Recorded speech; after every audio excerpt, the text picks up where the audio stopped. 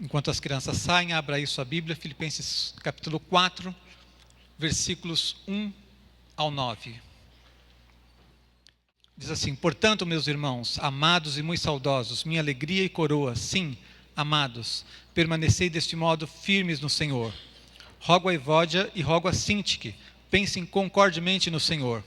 A ti, fiel companheiro de jugo, também peço que as auxilies, pois juntas se esforçaram comigo no Evangelho, também com Clemente e com os demais cooperadores meus, cujos nomes se encontram no livro da vida.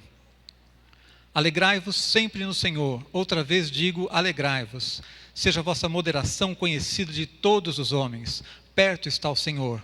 Não andeis ansiosos de coisa alguma. Em tudo, porém, sejam conhecidas diante de Deus as vossas petições, pela oração e pela súplica, com ações de graça.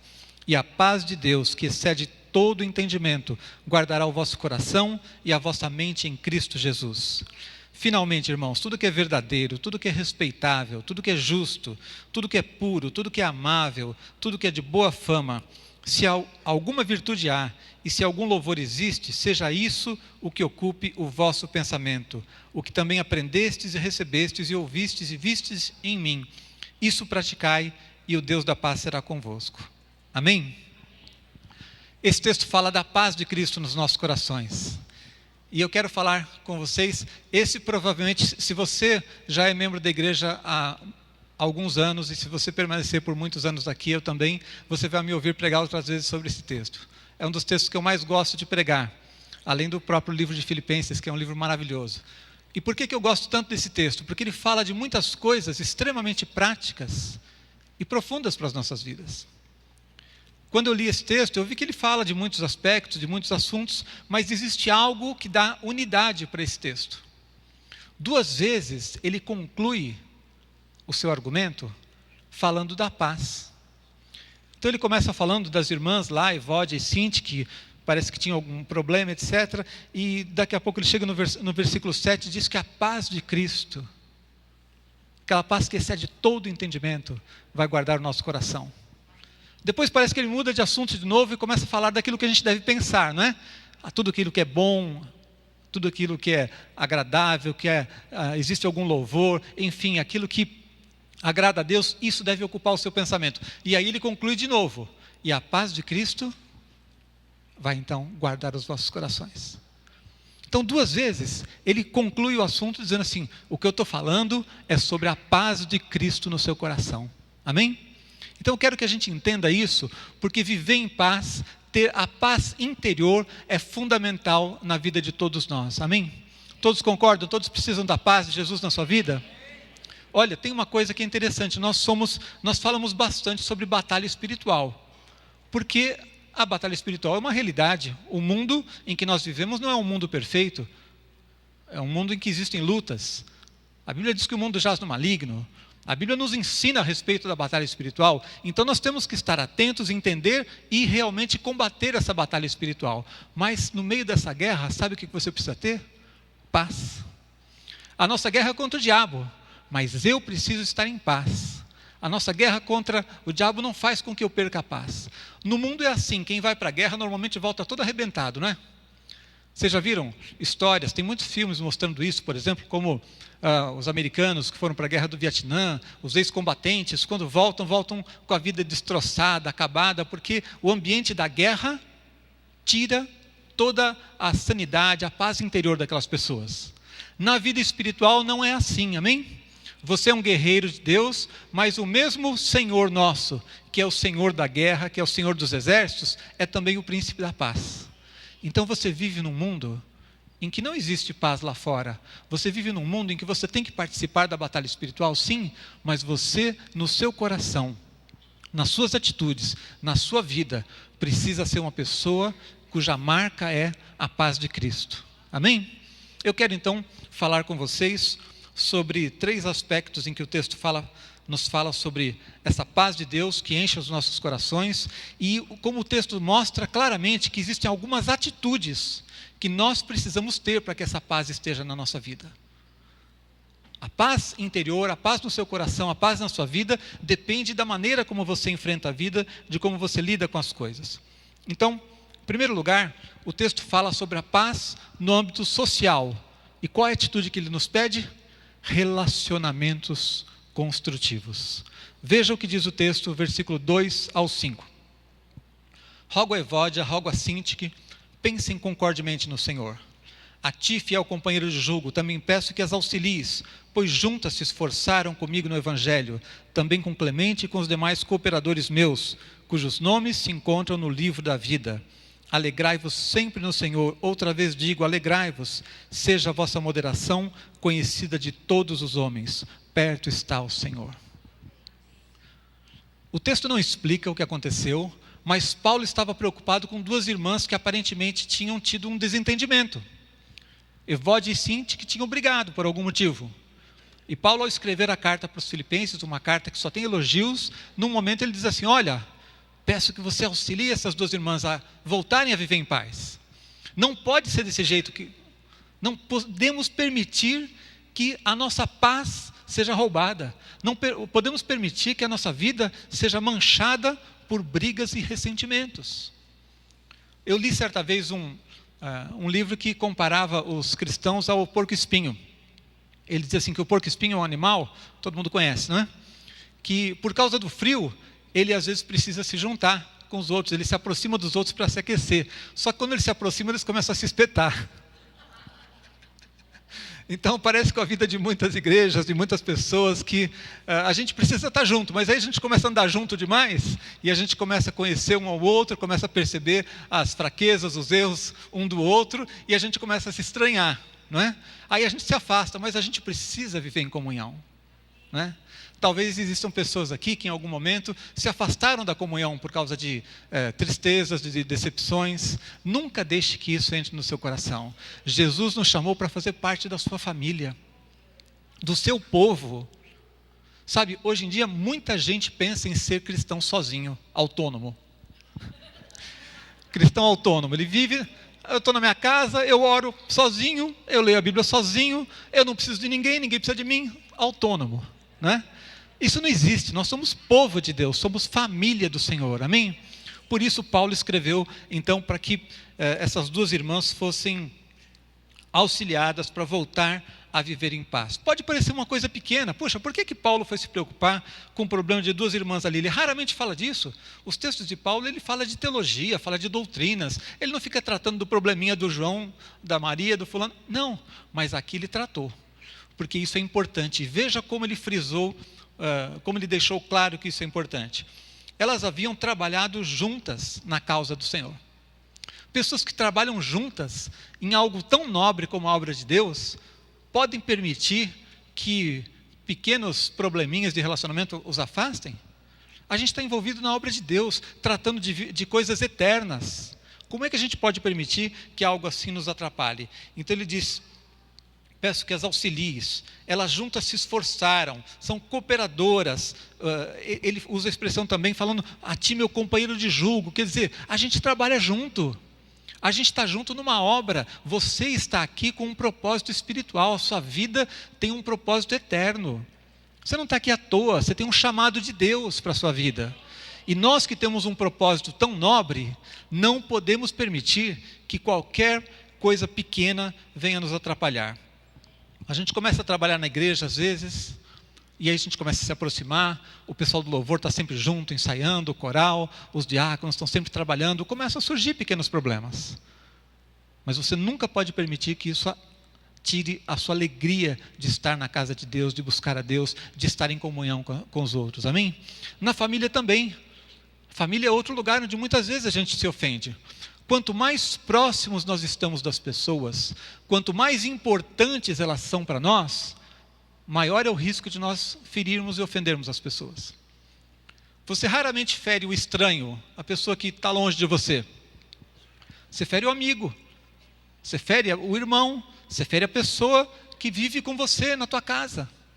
E nós precisamos cuidar disso.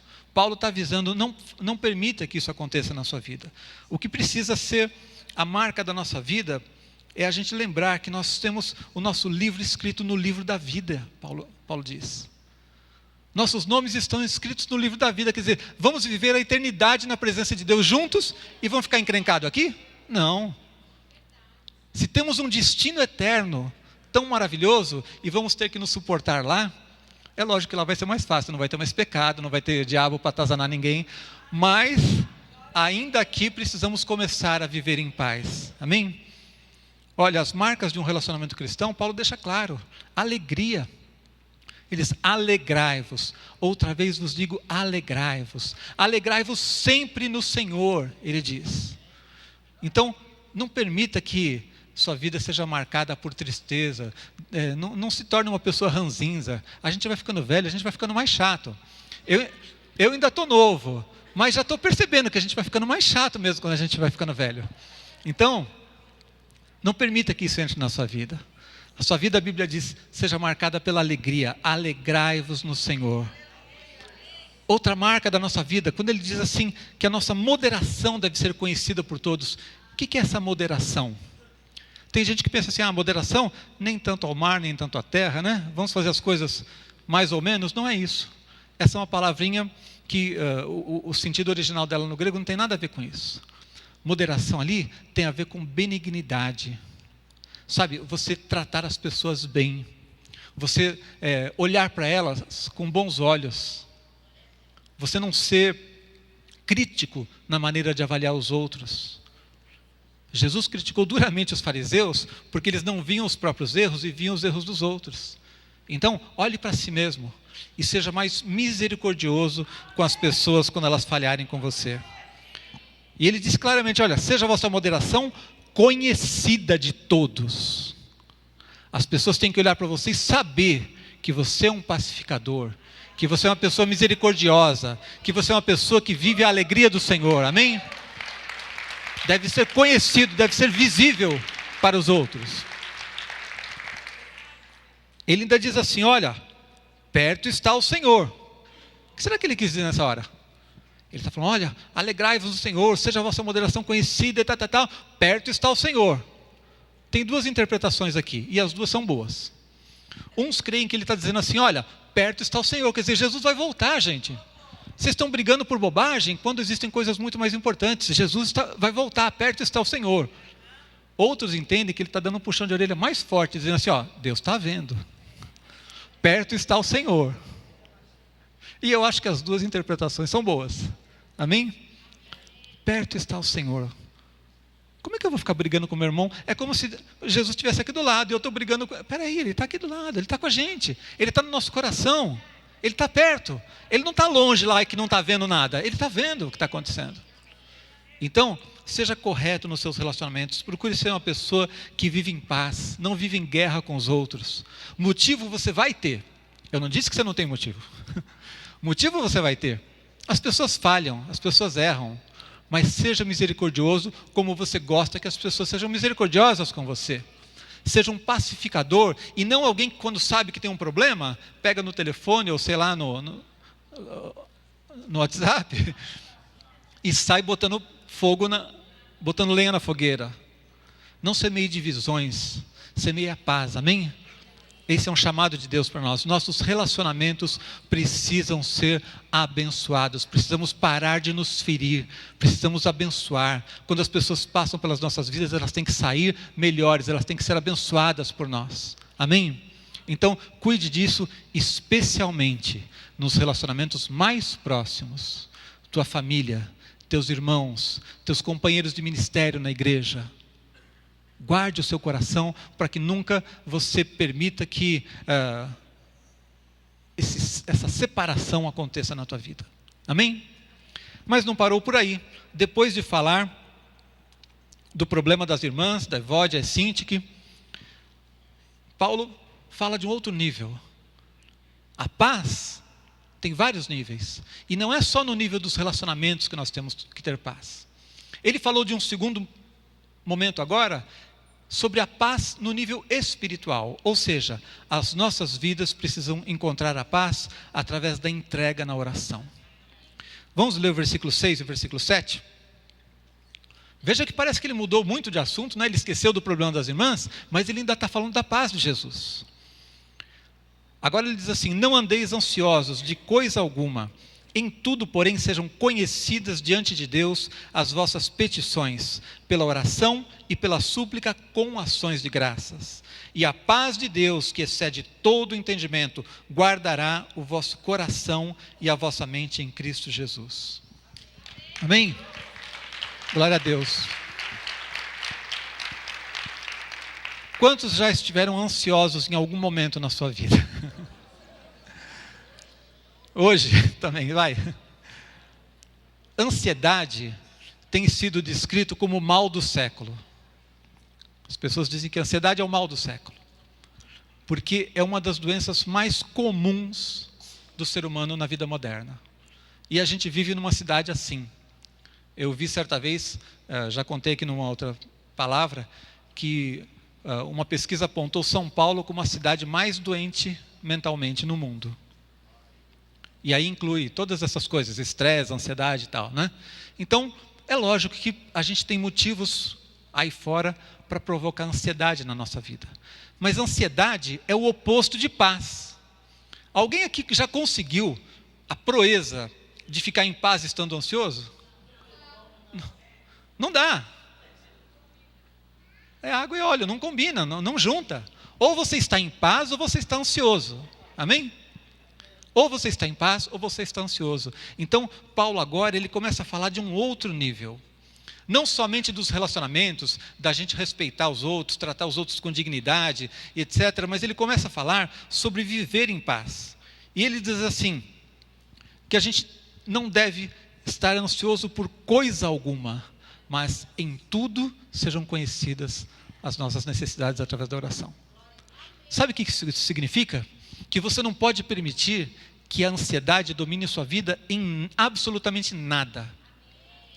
Ele está incluindo aqui as coisas que você acha grandes demais e aquelas tão pequenininhas que você acha que Deus nem se importa. Não andeis ansiosos de coisa alguma, ou seja, mesmo aquilo que você acha que é um problemão, que merece você ficar ansioso, não fique. E mesmo aquelas coisas pequenininhas que você diz, isso Deus nem se importa sim, porque Ele diz, em tudo sejam conhecidas diante de Deus as vossas petições, as vossas necessidades, através da oração, da súplica.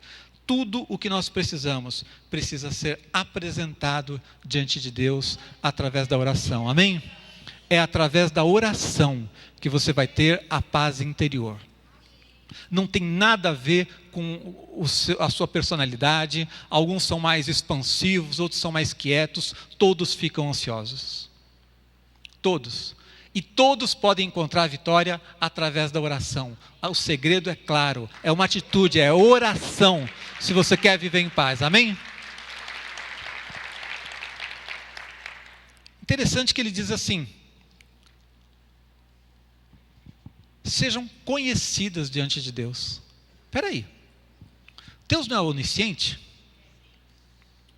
Deus é onisciente ou não? Mas ele diz que pela oração as nossas necessidades são conhecidas diante de Deus. É claro que Deus sabe, não é? Eu trouxe meu sobrinho pequenininho com 3 anos na igreja há muito tempo e estava na reunião de oração que a gente fazia antes do culto, acho que a Marluce dirigindo até. E aí ele, primeira vez que veio na igreja, não entendia nada, né? Momento de intercessão ali.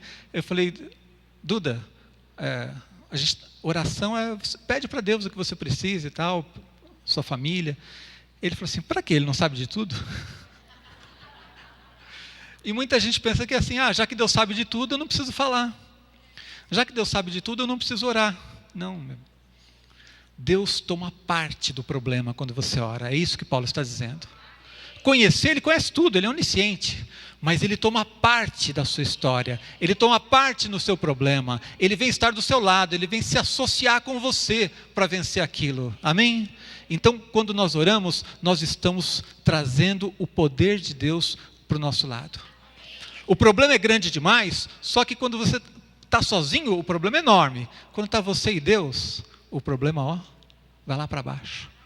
Então, quando ele diz, sejam conhecidas, não é que Deus não saiba, mas que Deus vai fazer parte daquilo. Você sabe que agora você não está lutando sozinho, você está lutando em oração. E olha como é que é oração. Ele fala sobre oração, súplica e ações de graças. O que é oração é uma expressão mais genérica. Quando ele fala de súplica, ele está falando daquelas coisas específicas. Aquilo que você precisa, sabe?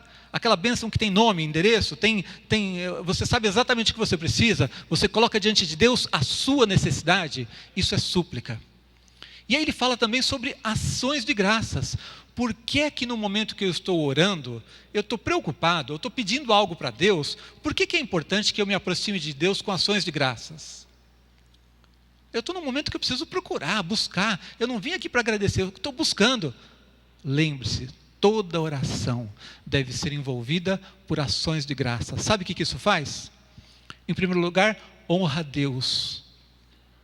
Em segundo lugar, alimenta a sua fé. Porque quando você começa, mesmo que você esteja lá tão preocupado, ansioso por um problema específico, você começa a agradecer a Deus, você olha para trás e vê que Deus já agiu na sua vida, amém? Você olha para trás e vê que você pode agradecer a Deus por um problema maior ainda do que esse, que um dia Deus já te deu vitória, amém? Então, ações de graça faz a gente olhar para trás e ver o que Deus já fez. Ações de graça, você também já começa a agradecer pelo que vai vir. E mais uma vez, está alimentando a sua fé. Você está profetizando a bênção que você ainda não viu. Então não entre diante de Deus só abrindo sua caixinha de reclamações. Pode reclamar, pode chorar, pode pedir, pode clamar, não é? São as súplicas. Mas lembre-se que a sua oração deve ser envolvida por um ambiente de gratidão, ações de graça. Diga o que Deus já fez, diga o que você crê que Deus vai fazer, e a sua fé vai estar sendo alimentada, e você vai estar honrando a Deus também. Qual é o resultado disso? Ele diz que a paz guardará os nossos corações. Coração e mente, emoções e pensamentos vão estar guardados. Sabe o que significa isso? Literalmente colocar guardas em volta. Sabe quando alguém quer praticar algum ato ilícito, mas você está protegido, você está cercado? É isso que a paz vai fazer, vai proteger a sua mente e o seu coração. Quando a gente está ansioso, a gente faz burrada. Alguém aqui já fez burrada por estar ansioso? Muitas. É difícil não fazer burrada quando a gente está ansioso, não é? Para começar, a gente começa a derrubar tudo, tropeça. Quando você está ansioso, tudo dá errado. Você esquece as coisas, dá uma confusão. Mas não é só por fora, não é só porque a gente fica estabanado, não. Fica confuso lá dentro. E quando está confuso lá dentro, você decide errado. Quando você decide pressionado pela ansiedade, você decide errado. A paz de Deus guarda o nosso coração.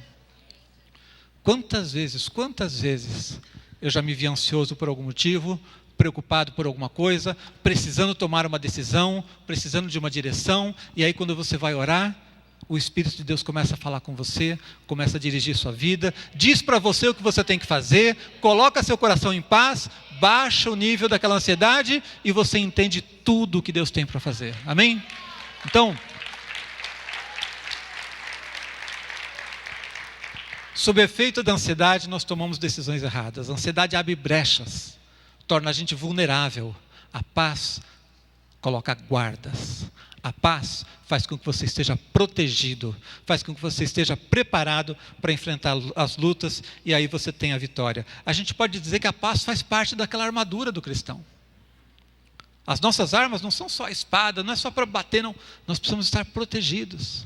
E essa paz de Cristo guarda as nossas vidas, guarda o nosso coração, guarda a nossa mente, para que a gente possa viver em paz assim. Então, pense um pouquinho aí, em que áreas da sua vida tem sido dominada pela ansiedade? Hoje em dia, a gente tem ouvido muitas notícias ruins, não é? A gente liga uma TV, a gente assiste um noticiário, muitas notícias ruins o tempo todo. Eu acho que faz tempo que a gente não ouvia tanta coisa ruim, não é? As notícias na economia, as notícias do mundo, né? A gente fica sabendo de tudo que está acontecendo no mundo o tempo todo. Esses dias aí, todo mundo, quando acabou a eleição aqui, a gente está preocupado com a eleição dos outros. E a gente continua sempre ansioso, preocupado, ouvindo notícia ruim. Difícil ouvir uma notícia boa. A gente precisa guardar o nosso coração, amém? Então pense aí, onde é que você tem andado ansioso? Qual é a área da sua vida que você tem se sentido vulnerável? Às vezes é com a nossa saúde. Problemas de saúde tiram a paz da gente se a gente não cuidar. Problemas financeiros tiram a paz da gente. Às vezes a gente está ansioso pelo problema do outro. Se a ansiedade não consegue mudar a minha vida, imagina mudar do outro. Busque a Deus para que você esteja em paz, para que a paz de Cristo esteja protegendo você. Você está precisando tomar decisões? Guarde o seu coração. Guarde o seu coração na paz de Cristo. Não tome decisões movidas por desespero, por ansiedade, por preocupação, por irritação. Tome decisões debaixo da paz de Cristo, debaixo da direção do Espírito Santo sobre a sua vida. Amém? Mas tem um terceiro aspecto aqui, onde o texto fala sobre a paz. E mais uma vez, parece que ele mudou de assunto. Só que não mudou, ele ainda está falando sobre a paz de Cristo. Veja o versículo 8 e o versículo 9. Ele diz assim: finalmente, e finalmente significa concluindo, né? Irmãos, tudo que é verdadeiro, tudo que é respeitável, tudo que é justo, tudo que é puro, tudo que é amável, tudo que é de boa fama, se alguma virtude há, se algum louvor existe, seja isso o que ocupe o vosso pensamento. E aí ele conclui: o que também aprendestes, recebestes e ouvistes e vistes em mim, isso praticai, e o Deus da paz será convosco. Sabe o que ele está nos ensinando? Um terceiro nível da paz. Ele falou da paz dos relacionamentos, das irmãs que estavam brigando lá. Depois ele falou sobre a paz espiritual, a paz interior, que vem através da oração. Mas tem mais um nível. Ele começou a falar sobre a nossa mente. E no nível da mente nós precisamos também estar protegidos com atitudes corretas que vão produzir a paz do Senhor na nossa vida. E mais uma vez ele termina dizendo assim: e a paz de Cristo será convosco. O que é isso? A minha mente precisa estar alimentada com as coisas certas. Se eu alimentar a minha mente com as coisas erradas, ela vai produzir coisas erradas. Eu acabei de falar das notícias. Se eu alimento minha mente só com pensamentos negativos, somente com perspectivas pessimistas, isso vai azedar minha vida, vai tirar minha paz. E aqui é um outro nível. Não adianta você cuidar de um e não cuidar do outro. Ah, pastor, eu estou em paz com todo mundo, mas eu não estou em paz interior porque eu não estou orando. Vai ter problemas. Pastor, eu estou orando, estou em paz aqui na minha vida, mas a mente está cheia de bobagens, alimentando com coisas erradas, vai ter problema. Então esse terceiro nível é o nível da mente. Você precisa controlar o que é que passa pela sua mente. No que é que você pensa? No que é que você pensa? Quais são as coisas que você está permitindo que alimentem a sua mente? E isso é fundamental para que você possa viver em paz. A mente é central nas nossas vidas. Provérbios 4, 23 diz assim: sobre tudo que se deve guardar, guarda o coração, pois dele procedem as fontes da vida. Esse texto às vezes a gente não compreende, porque para a gente coração tem a ver com emoção. Mas no Antigo Testamento, coração aqui está falando da mente, dos nossos pensamentos. Na linguagem de hoje, inclusive, é traduzido assim: tome cuidado com os seus pensamentos, porque eles dirigem a sua vida. É exatamente esse o significado.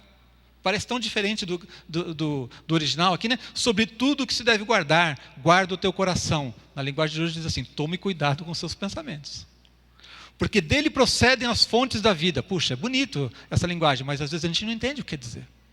O que significa? Dele procedem as fontes da vida. É daí que sai a direção para a sua vida. Então, tome cuidado com os seus pensamentos. Não alimente a sua mente com bobagens. Não alimente a sua mente com pensamentos negativos, com pensamentos destrutivos, com pensamentos que não vêm de Deus. No que é que você deve pensar? O texto diz aquilo que é bom. Vamos ler novamente? O versículo 8. Tudo que é verdadeiro. É verdadeiro? Eu vou alimentar na minha mente. É falso? Sai fora.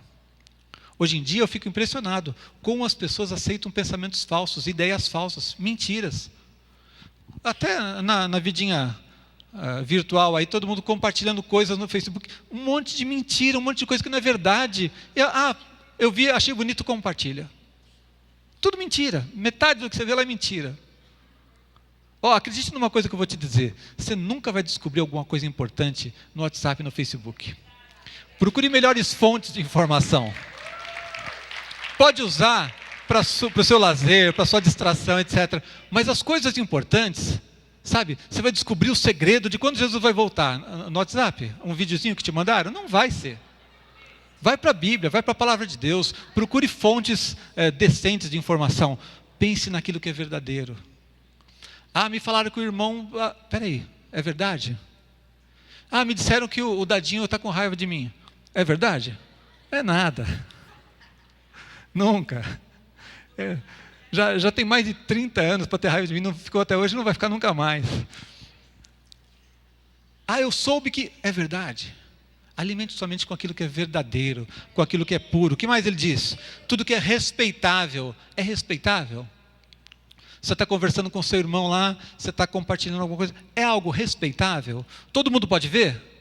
Ou tem que ser escondido porque não é respeitável? É justo? É puro? É amável? Ou seja, é algo que faz bem para as pessoas? Se não é amável, guarda. Tudo que é de boa fama, vamos lá, vale compartilhar isso? Então, se alguma virtude há, se algum louvor existe, seja isso o que ocupe o vosso pensamento. A sua mente é de onde procedem as fontes da vida. Tudo o que você vai fazer, o que você vai experimentar. Eu vou contar uma ilustraçãozinha para você. Imagine só, se os terroristas conseguissem, um grupo terrorista conseguisse implantar em todo o sistema de defesa americano, nos computadores deles lá, que a capital do Iraque é Washington. Aí eles arranjam uma encrenca lá, vamos bombardear Washington, o Iraque. A bomba vai lá. Basta uma informação errada. Uma informação errada. Se você consegue dizer lá assim, a capital do Iraque é Washington. Pronto, todo aquele poder, tudo aquilo vai para o lado errado. Porque você plantou uma informação errada.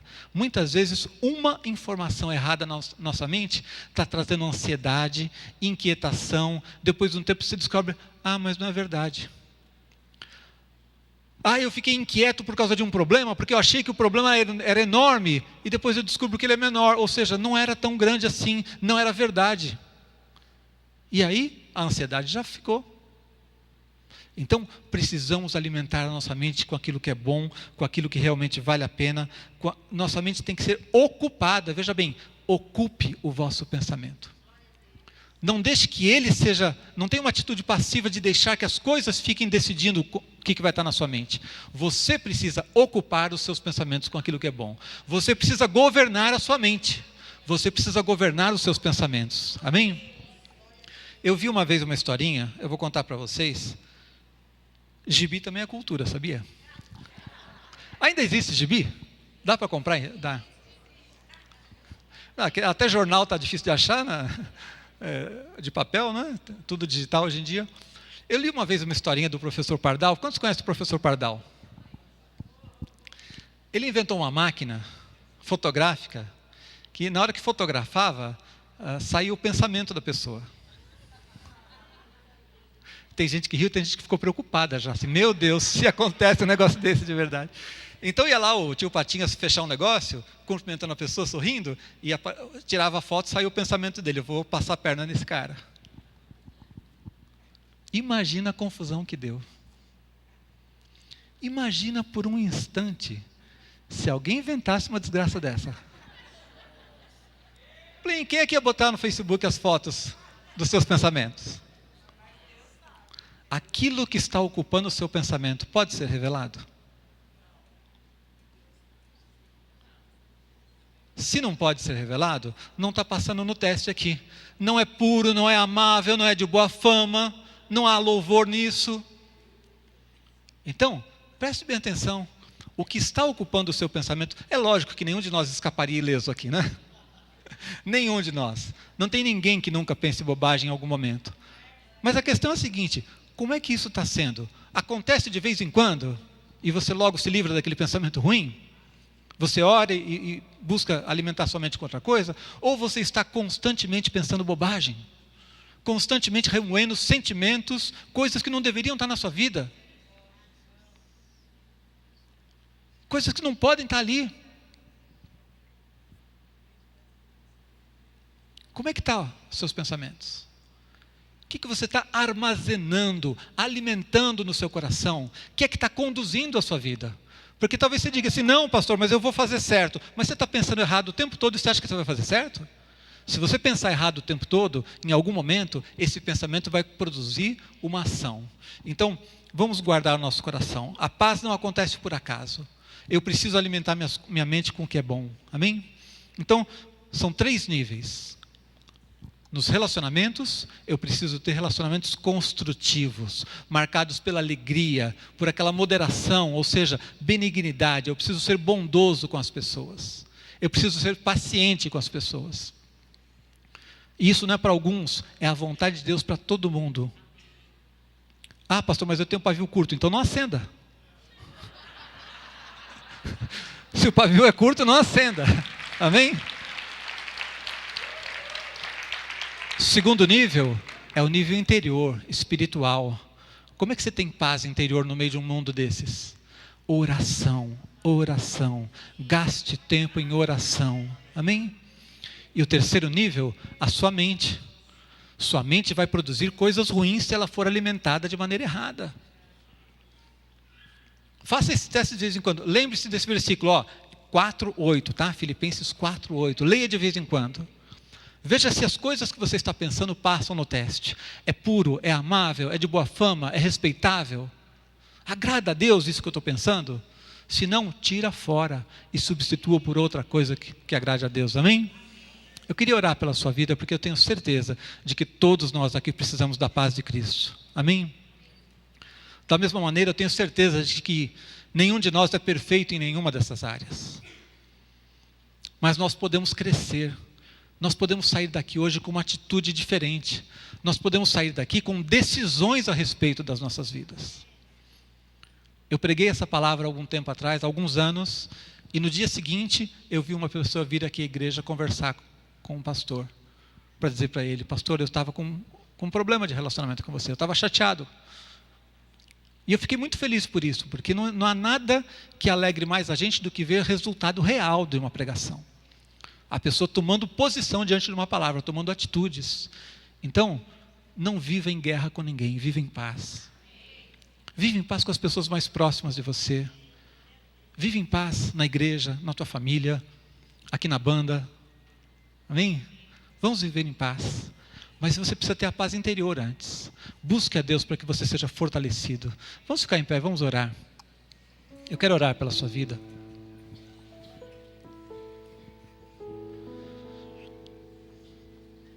Quantos estão ansiosos demais aqui? Coloque seu coração diante de Deus hoje. Deus te trouxe essa palavra para te livrar desse peso que você está carregando. A ansiedade não produz bem algum. Jesus nos ensinou isso.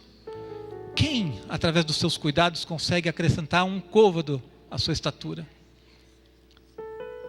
Tudo está nas mãos de Deus. É só dele que vale a pena a gente depender. Se você entrou aqui hoje ansioso, preocupado, se isso está sendo um peso que está tirando a sua paz, entrega nas mãos do Senhor. Oração e súplica com ações de graças, é assim que deve ser. Está com um problema com alguém? Libera o perdão agora. Sabe? E não argumente não, pastor, mas a pessoa não merece. Os que não merecem é que precisam ser perdoados. Quem merece, quem está fazendo tudo certo, não precisa de perdão.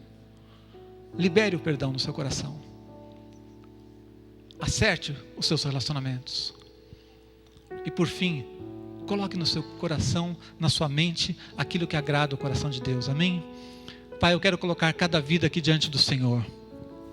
Nós estamos diante da Tua presença, Deus, reconhecendo nossa fraqueza, nossa fragilidade, e que muitas vezes, diante das lutas desse mundo, diante das dificuldades que vemos, diante das notícias ruins, somos contaminados por essa ansiedade, por essa preocupação excessiva, permitimos que pensamentos errados entrem no nosso coração, acabamos fazendo coisas erradas, tomando decisões erradas, muitas vezes ferimos as pessoas que mais amamos, mas nós te pedimos o nome de Jesus, que o Teu Espírito nos traga paz paz hoje, ó Deus. Que o teu Espírito traga paz nos corações. Que cada um dos teus servos aqui hoje seja livre de toda ansiedade, inquietação que vem do diabo, não vem do Senhor, ó Deus.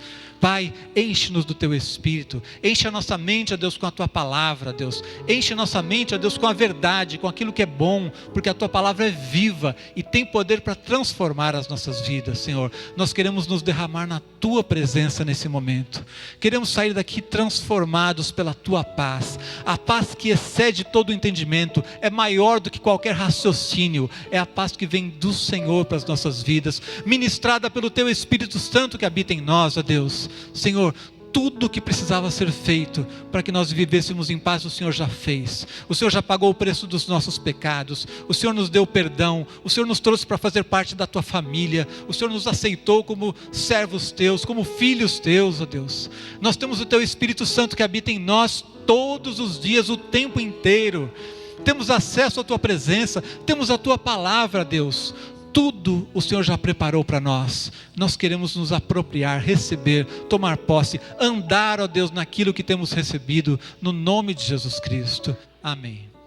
Deus te abençoe. Uma boa semana, uma semana de vitória para cada um de vocês.